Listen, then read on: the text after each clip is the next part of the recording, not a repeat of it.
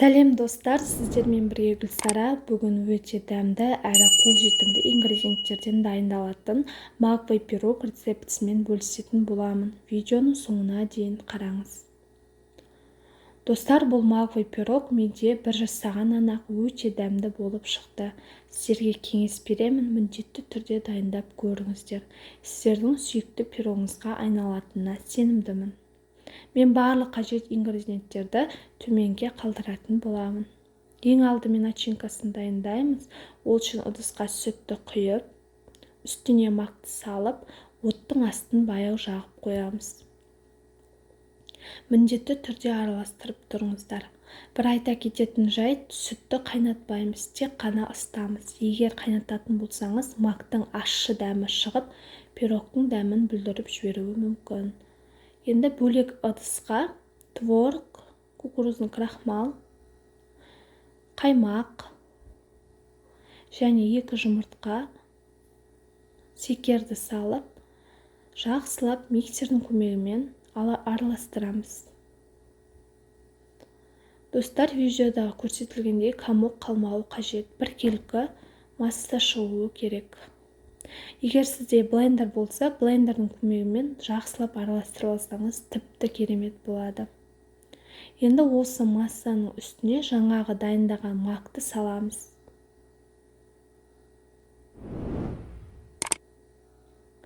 Тағы да миксердің көмегімен 1 минуттай араластырамыз.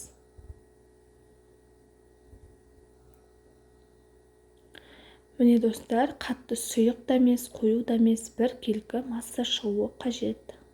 Енді қамырына кірісеміз. Ыдысқа ұн, секер, 1 жұмыртқа және бөлме температурасындағы сары май, шай қасық разрыхлитель салып, жұмсақ қамыр илейміз.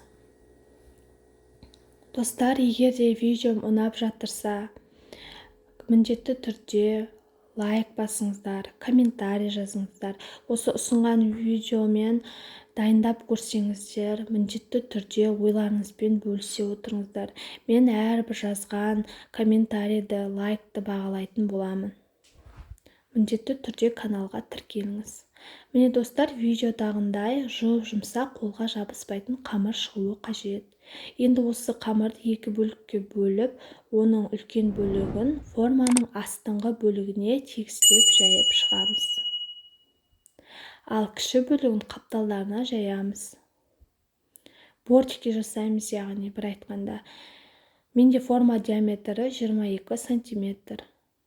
Енді жаңағы дайындаған массамызды ішіне құйып, қызып тұрған пеште 180 градуста 40 минуттай пісіреміз.